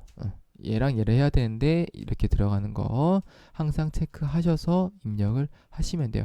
실제로 문제 푸실 때도 펜으로 체크를 하시면서 하시면 좋아요. 그게 아마 연습이 잘 될 거라고 생각을 합니다. 자, 2번. 좀 까다로운 문제가 나왔죠. 대손 충당금 및 대손금 조정 명세서. 그래서 한번 보겠습니다. 자, 제가 체크를 할 테니까 포인트를 어떻게 하는지 한번 잘 보세요. 자, 정기월 대손충당금은 자, 그 전에 한번 대손충당금에 대해서 한번 살펴보겠습니다. 대손충당금은 보충법이라는 걸 사용해요. 그래서 어떻게 되냐면 자, 기초 잔액이 있고 단기에 대손 처리하는 게 있어요. 그래서 기말 내가 설정한 금액이 있어서 얘가 이제 정해지거든요. 이런 1%를 넣든지 뭐 경험료를 넣든지 해서 정해지면 이 금액들을 기초로 어떻게 하냐? 보충액을 설정하는 거예요. 그래서 대손충당금은 보충법으로 설정을 하신다고 알아두시면 좋을 것 같고요. 문제를 한번 같이 보면서 체크를 해보겠습니다. 자, 정기 2월 대손충당금은 1200이고 정기 부인액은 300만 원이다. 그래서 체크할 건 정기 부인액 300만 원.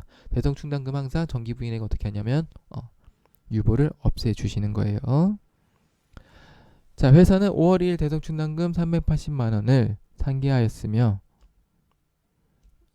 이는 사망으로 인해서 소유재산이 없음이 확인된 채권이다. 그래서 사망하거나 파산하거나 뭐 아까처럼 부도가 나서 6개월이 지나거나 뭐 소멸시효가 완성되거나 이런 것들은 대손으로 인정받을 수가 있겠습니다. 자, 그 다음에 단기회사는 500만 원을 상각비로 계상하였다. 차기 이율액은 요거다. 자, 2번 채권 잔액으로 단기말 외상 매출 잔액은 요거고 미수금 잔액은 요거. 그래서 미수금에는 고정자산 처분 미수금이 포함되어 있다. 자, 미수금에 고정자산 처분 미수금이 포함되어 있든 안 돼 있든 얘는 대손과 상관이 있어요, 없어요? 없죠, 그렇죠? 그래서 이 처분 미수금은 함정이 되겠습니다. 그냥 팍팍 긋고 푸시면 돼요.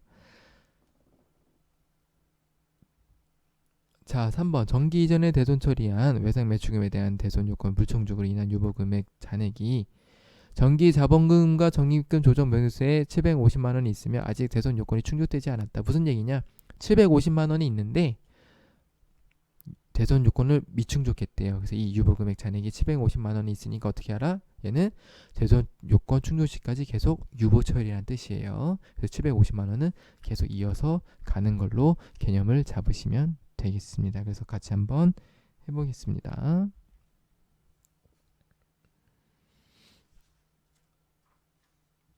자, 대손금, 충당금 및 대손고존점 명세서 한번 보겠습니다. 이거를 위아래로 하면은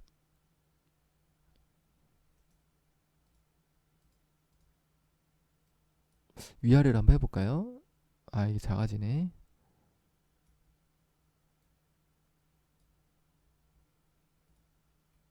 네, 그냥 하겠습니다.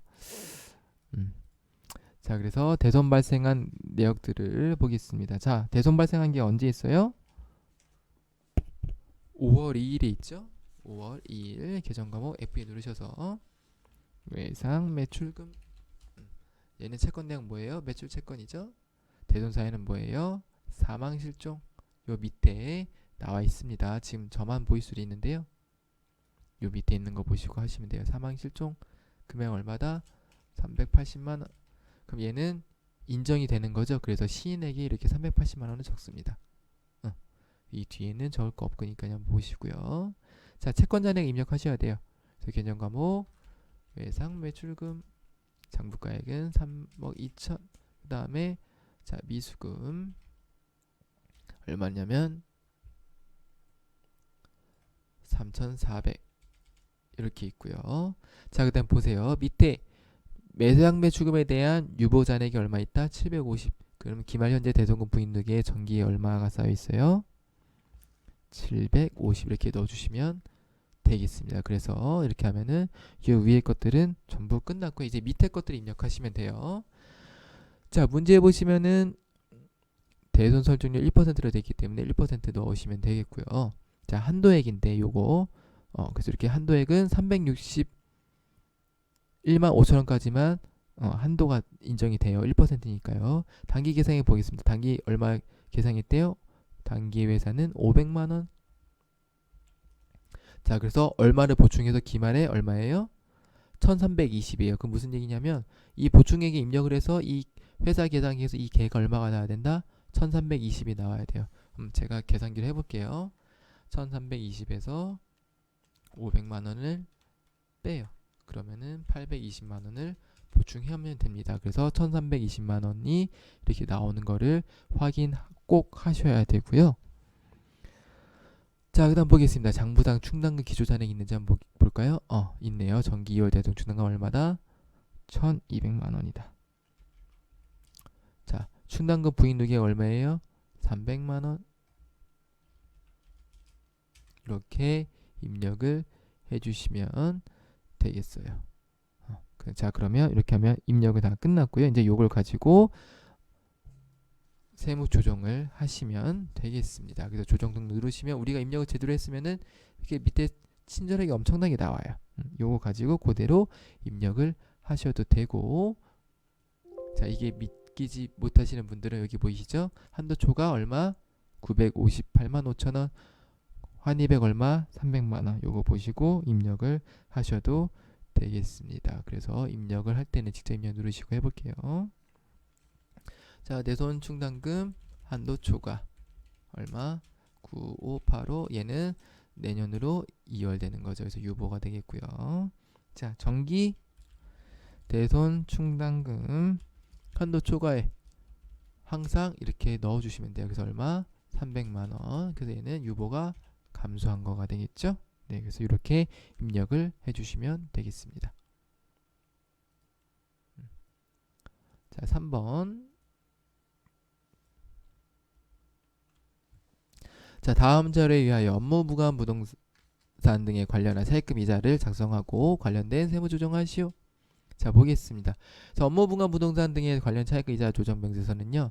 자, 여기 있는 것들을 한번 쭉 확인을 하시면 되고, 그 다음에 자, 가지금 입력할 때 가지금에 해당되는 게 있는 건지 해당이 되는지 안 되는지 여부를 확인하시면 되겠어요. 그래서 한번 세무 조정부터 한번 볼게요.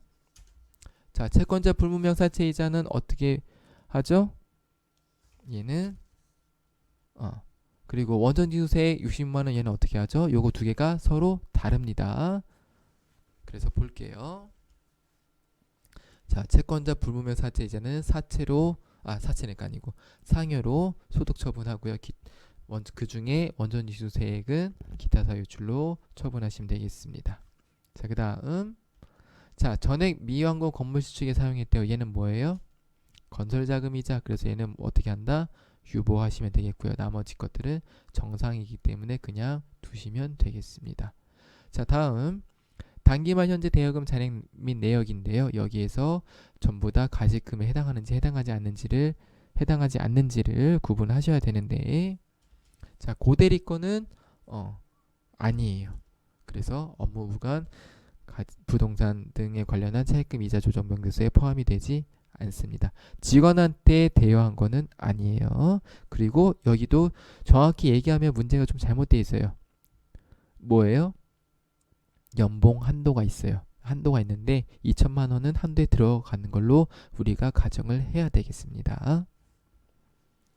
자, 그래서 같이 한번 얘도 입력을 해볼게요.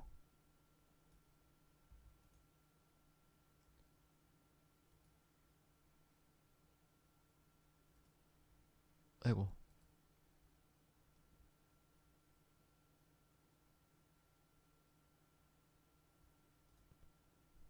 죄송합니다. 제가 잘못 눌렀네요. 네. 보겠습니다. 자, 일단 요 위에 거부터 한번 입력을 해볼까요?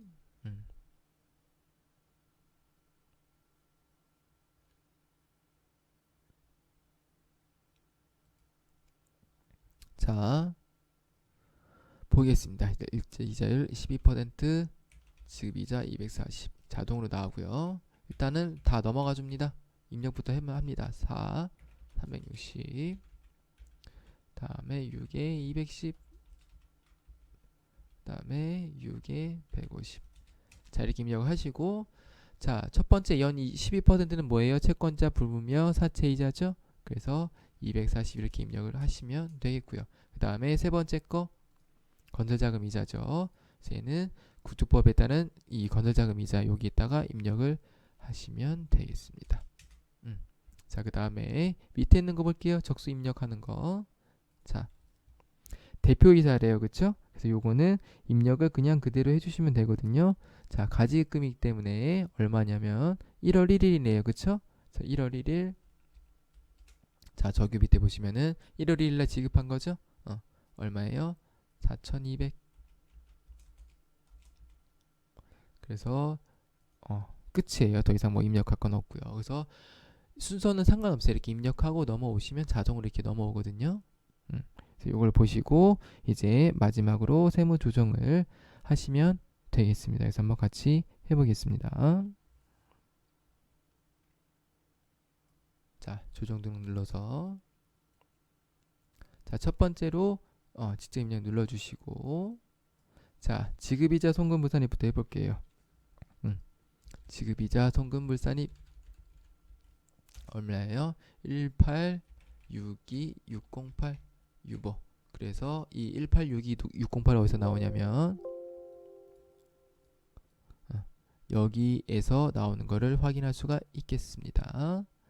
자, 그 다음 요거를 제가 이렇게 좀 빼볼게요. 자, 두 번째로 채권자 불분명 사채이자인데 자, 얘는 두 개로 나눠야 된다 그랬었죠. 상여라 기타 사회 유출로요. 그래서 얼마를 이자를 지급했냐면 여기 있네요. 밑에 240만 원이죠. 240에서 얼마예요? 66만 원 원천 징수했으니까 빼면은 174만 원. 그래서 얘는 상여. 그 다음에 또 똑같이 채권자 불분명 사채이자 얘는 원천 징수한 거죠. 그래서 얼마? 66만 원. 얘는 기타 사유 유출로 하시면 되겠고 마지막으로 건설 자금 이자 또는 건설 중인 자산 얼마? 210만 원을 유보하시면 되겠습니다. 그래서 이렇게 입력을 해주시면 되겠어요. 중요한 거는 상여와 기타 사유 유출로 나눈다는 것만 체크를 해주시면 되겠습니다.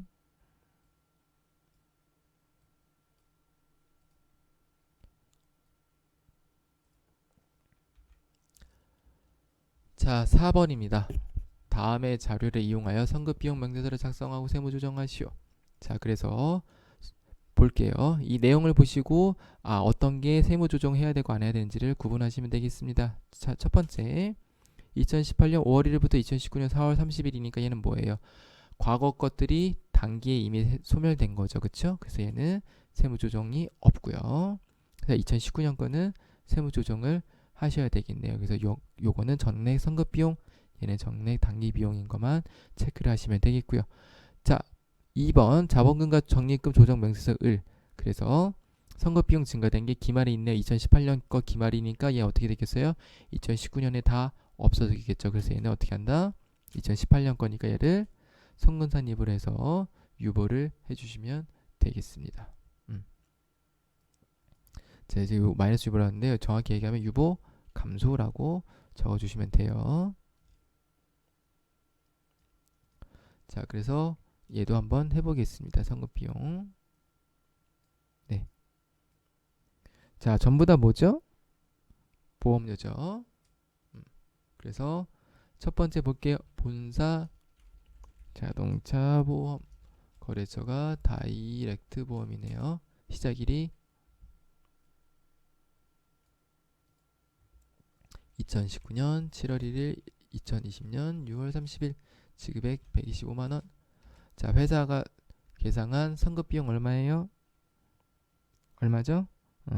전액 선급 비용으로 했다고 됐기 때문에 회사가 계상한 선급 비용은 125만원 이렇게 입력해 주시면 되고, 또 선급 보험료네요. 이번에는 공장 화재 보험 우리 화재가 되겠고요. 기간이 2019년 3월 1일부터 2020년 2월 29일 240만원이고, 자, 계산한 거 없죠? 그냥 이렇게 두시면 되겠습니다. 자, 입력은 이렇게 끝이고요. 세무 조정할 때 중요하실 거는 2018년 거를 유보 감소로 없애주신다는 것만 기억을 하시면 되겠습니다. 그래서 조정을 하는데요. 자, 문제 보시면 건별로 하라고 되어 있기 때문에 건별로 진행을 해보겠습니다. 자, 그래서 첫 번째 62만원 거부터 해볼까요? 직접 입력 눌러주시고, 자, 얘는 뭐였죠? 본사 자동차 보험 얼마? 62만 8,416원. 그래서 얘는 유보가 발생한 거고요. 자, 그 다음에 공장 화재 보험인데 얘는 송금 불산입이네요. 그쵸? 공장 화재 보험 얼마냐면 393442. 얘도 유보가 발생한 거고, 자, 2018년 거 없애줘야 되죠. 그쵸? 그래서 자, 정기 선급 비용 얼마예요? 48만 6천원. 그래서 얘는 유보를 감소시켜 주시면 되겠습니다. 그래서 이렇게 나눠서 입력하시는 것만 유의하시면 되겠습니다.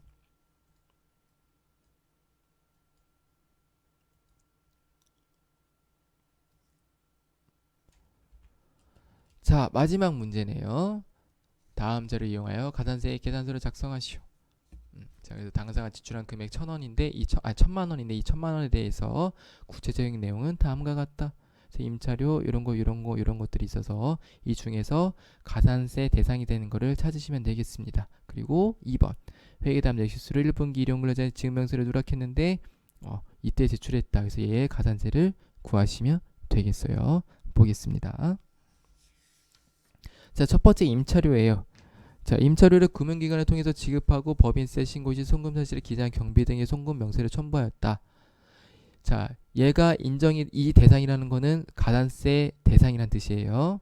그래서 이게 인정되는 경우는 간이 과세자만 그래요. 일반 과세자는 얘도 가산세 대상인 거를 체크하시면 되겠고요. 자, 2번 차량 운반구 종업원 개인 소유 차량을 취득하고 거래명세를 받았다. 자, 종업원 개인은 법인한테 세무견서를 발행할 수가 없기 때문에 얘는 가산세 대상이 아니라 적격증빙으로 봅니다. 정확히 얘기하면 지출증빙 서류이긴 한데요. 자, 3번 세금가공과 120만원 회사부담분 국민연금을 지급한 지로용지가 있다. 그래서 지로용지가 영수증이 됩니다. 그래서 얘도 가산세 대상이 아니고, 자, 복리후생비 140만원, 전부 거래건당 3만원 초과 금액으로 간이 영수증을 수취하였다. 자, 3만원 이하까지는 간이 영수증으로 가능한데 3만원 초과가 되면 간이 영수증이 인정이 안 되죠. 그래서 얘도 가산세 대상이 되겠습니다. 자, 그리고 자, 자주 나오는 문제예요. 일용 근로자에 대한 지급 명세서 누락. 그래서 요거는 한번 저랑 같이 정리를 해보겠습니다. 자, 지급 명세서는 기본적으로 가산세가 1%예요. 가산세 퍼센트를 외울 필요는 없어요. 프로그램에서 자동으로 나오는데 문제가 뭐냐? 자, 볼게요. 지급 명세서는 1년에 4번 내는데요. 어떻게 되냐? 자, 이렇게 됐어요. 1분기 거는 4월 10일까지 지급을 해야 되고 신고 납부를 해야 되고 2분기 거는 7월 10일, 3분기 거는 10월 10일, 4분기 거는 내년도 1월 10일이에요. 자, 그런데 1분기 거를 어떻게 7월 10일 예죠? 이때까지 하면은 50%를 가산세를 감면해 준다는 뜻이에요. 2분기 거는 똑같이 3분기 때까지 신고하면 10월 10일까지는 50% 감면. 그리고 3분기 거도 이렇게 하면은 감면해 준다는 거고 얘도 똑같이 이렇게 하면은 50% 감면해 준다는 얘기. 그러면 가산세가 얼마가 되겠어요? 0.5가 되겠죠. 그렇죠? 자, 근데 문제 어떻게 돼 있어요? 1분기 건데 2019년 7월 25일까지 제출했대요. 그건 무슨 얘기예요? 감면이 된다 안 된다? 안 돼서 가산세 얼마 내야 된다? 1%를 내야 된다. 요거를 체크하셔야 돼요. 그래서 요거 날짜는 외우셔야 돼요. 1분기, 2분기 이렇게 써놓고 이렇게 써놓고 1분기 거 하려면은 이때까지지. 이때까지 하면 50% 감면이고 2분기 거는 이때까지 하면 50% 감면이고 3분기는 이때까지 하면 50% 감면. 4분기는 이때까지 하면 50% 감면이구나 적어두시고 푸시면은 도움이 될 것 같습니다. 그래서 얘도 한번 같이 해볼게요.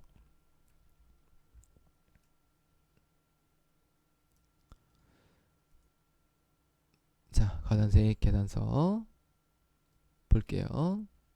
자, 그래서 얘네 전부 다 뭐냐면 미제출 가산세에 해당이 돼요. 그래서 볼게요. 자, 지출증비 서류 미수치 금액 얼마예요? 240이랑 140 더하면 얼마죠? 380. 그러면 가산세가 자동으로 이렇게 나오고요. 자, 2번 임금 총액 얼마냐면 800만 원이네. 그렇죠? 그래서 여기 있다가 지급 명세서 미제출 가산세 얼마? 800. 중요한 건 뭐냐면 이거예요. 가산세율. 이렇게 감면이 될 거냐? 즉 1%로 할 거냐? 아니면은 0.5%로 할 거냐? 문제인데 7월 25일 날 제출했기 때문에 얘는 그대로 1번으로 두시면 돼요. 그래서 가산세는 얼마냐? 얼마가 나왔다? 이렇게 나왔다는 거를 체크하시면 되겠습니다. 그래서 얘는 세무조정이 별도로 있진 않아요. 왜냐하면 가산세는 어떻게 해요? 얘는 나중에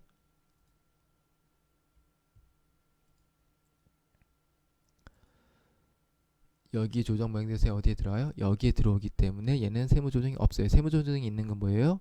이금산입 또는 송금산입 여기에 해당될 때만 세무조정하기 때문에 얘는 그냥 가산세에 입력하고 끝이 거를 확인할 수가 있겠습니다. 자, 그래서 전산세무 1급 86개 기출문제 풀이를 마치도록 하겠습니다. 너무 장기기간 쉬지 않고 하다 보니까 혀가 좀 꼬인 부분이 있네요. 들으시는 분들이 조금 감안하셔서 들어주시면 감사하겠습니다. 자, 시청해주신 여러분 감사합니다.